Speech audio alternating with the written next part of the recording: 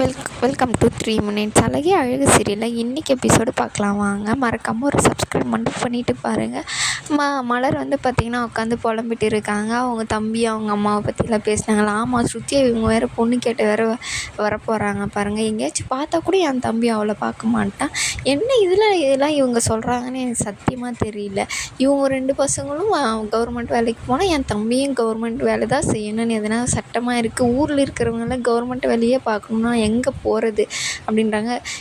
என்னை மட்டும் நல்ல இடத்துல கல்யாணம் பண்ணி கொடுத்தாங்களாம். ரொம்ப நல்ல இடம் இது வேறு இன்னொரு டைம் சம்பந்தியாக இவங்க வீட்டுக்கே வரணும்னு ரொம்ப ஆசைப்படுறாங்க அப்படின்னு சொல்லிட்டு செம்மையாக புலம்பிட்டு இருப்பாங்க. அந்த நேரம் இப்போ யாராச்சும் மாட்டுவாங்களாம் அப்படின்னு சொல்லிட்டு இவர் பாக்கியராஜுக்கு ஃபோன் பண்ணுவாங்க.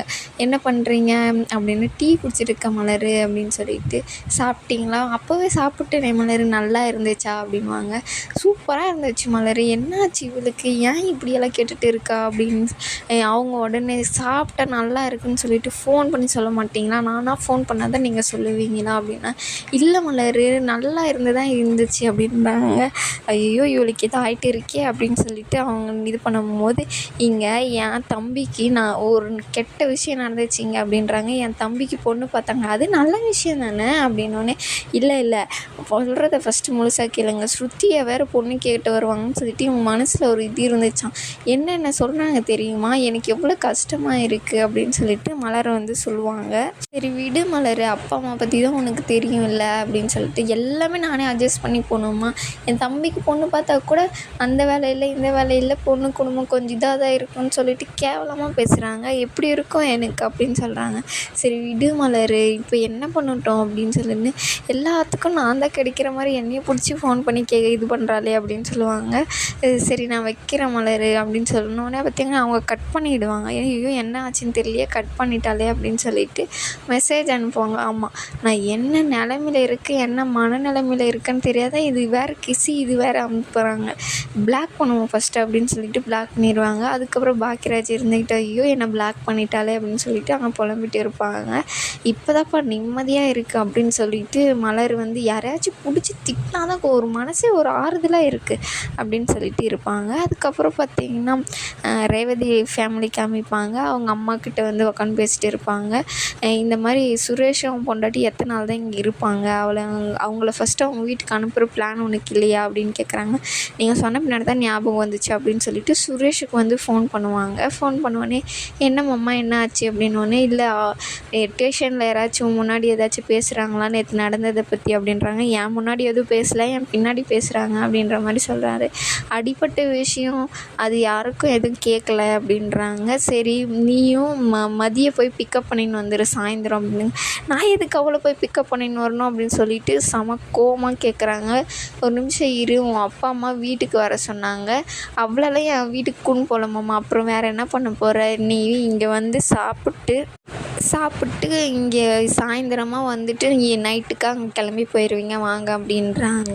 சரிங்க மாமா அப்படின்னு சொல்லிட்டு அவரும் ஃபோன் பண்ணி வச்சிடுறாரு. பார்த்தியா மூச்சுக்கு 300 தடவை என் புள்ள உன் ஃபேமிலியை பற்றி எப்படியெல்லாம் நான் இது நினைக்கிறான், நீயும் இருக்கே அப்படின்றாங்க.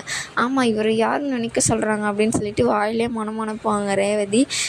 இருங்க வத்தேன், நான் பால் ஆஃப் பண்ணல, இவள் ஆஃப் பண்ணியிருக்க மாட்டாளா, இவளுக்கு இதே தான் கேர்லெஸ் தான் அதிகம் அப்படின்றாங்க. அதுக்கப்புறம் பார்த்திங்கன்னா இவங்களை காமிக்கிறாங்க. ஃபேமிலியாக எல்லாம் உட்காந்துட்டு இருக்கும்போது பாப்பாவுக்கு கதையெல்லாம் சொல்லிட்டு இருப்பாங்க லட்சுமி. அவங்க ஸ்ருதிக்கிட்ட வந்து பேசுவாங்க, இவளுக்கு கல்யாணம் பண்ணி வச்சிடலாம் அப்படின்னு. இல்லை நான் இன்னும் இப்போ போன எக்ஸாமில் தான் ஃபெயில் ஆகிட்டா, இந்த எக்ஸாமில் நான் கண்டிப்பாக படித்து பாஸ் ஆயிடுவேன், கவர்மெண்ட் வேலைக்கு போயிடுவேன் அப்படின்றாங்க. அவங்க அப்பாவும் சரி இந்த ஒரு வருஷம் நடக்கலைன்னா அதுக்கப்புறம் உனக்கு கல்யாணம் தான் அப்படின்னு பேசிகிட்டே இருக்கும்போது பார்த்திங்கன்னா, ஆமாம் பொண்ணு மட்டும் படித்து நல்லா வேலைக்கு போகணும், மருமக மட்டும் இங்கே வீட்டிலே வேலை செஞ்சுன்னு இருக்கணும் அப்படின்னு மலர் உள்ளே புலம்பிட்டு இருப்பாங்க. கரெக்டாக அவங்க மாமியார் இருந்துக்கிட்டு மலர் ஆப்பிள் எடுத்துணுவான் பாப்பாவுக்கு அப்படின்னு சொல்லிட்டு எடுத்துன்னு வந்தபோது கரெக்டாக பாக்கியராஜ் வருவார். எல்லாருக்கும் சிப்ஸு முறுக்கு அந்த மாதிரிலாம் வாங்கி கொடுப்பாரு.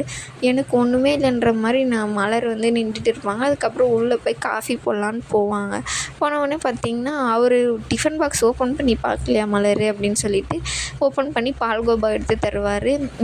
ஏன் எல்லோரும் முன்னாடி பொண்டாட்டிக்கு ஒன்று வாங்கினது கொடுக்குறதுக்கு கூட உங்களுக்கு கஷ்டமா அப்படின்றாங்க. இல்லை மலர் உனக்கு ரொம்ப பிடிக்கும் பிடிக்கும் இல்லை, இது சாப்பிடு மலர் நல்லா இருக்கும், உனக்கு பால்கோவா பிடிக்கும்ல, என் செல்லம் இல்லை அப்படின்னு சொல்லிட்டு அவங்களுக்கு வந்து ஊட்டி விட்றாங்க.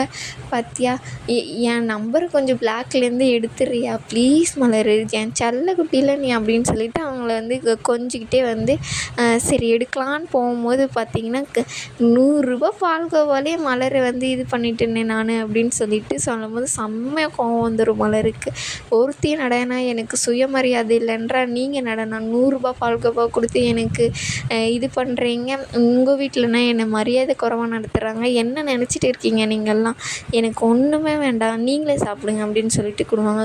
ஐயோ மலர் சாரி மலர் அப்படின்னு சொல்லிட்டு ப்ளீஸ் மலர் சாப்பிடு அப்படின்னு சொல்லிட்டு கொடுக்கும்போது கோவமாக இருந்தால் கூட பரவாயில்ல நான் சாப்பிட்றேன், என்ன போய் அப்படி சொல்லிட்டீங்கல்ல, இனிமேல் நீ எங்ககிட்ட பேசாதீங்க, நான் உங்கள் நம்பரை பிளாக்லேருந்து எடுக்க போகிறதில்லன்னு சொல்லிட்டு அவங்க கத்த ஆரம்பிச்சிருவாங்க. ஐயோ என்ன பண்ணுறதுன்னு தெரியலையே பாக்கியராஜுக்கு அப்படின்னு சொல்லிட்டு அவர் அங்கேருந்து போயிடுவார். மலர் செம கோவமாக நின்றுட்டு இருப்பாங்க. இதோட இந்த எபிசோடு முடியுது.